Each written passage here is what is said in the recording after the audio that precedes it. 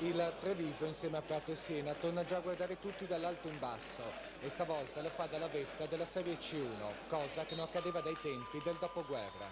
Sì, un bellissimo Treviso, oggi mi sono divertito tantissimo a vederlo, abbiamo visto delle occasioni da gol, abbiamo visto un Treviso proprio pieno, carico, con la gran voglia di vincere.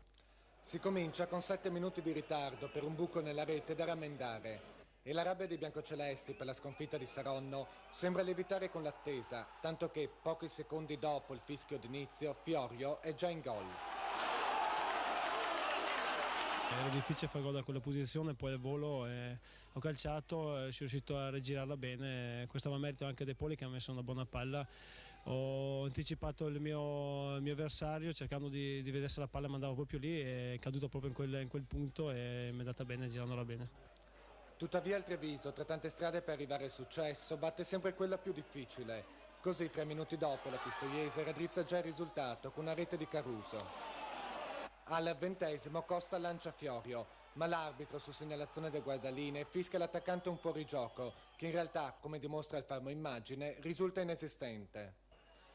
Il Treviso preme e dispensa spettacolo, ma pasa su punizione e Costa in rovesciata danno soltanto l'illusione del gol.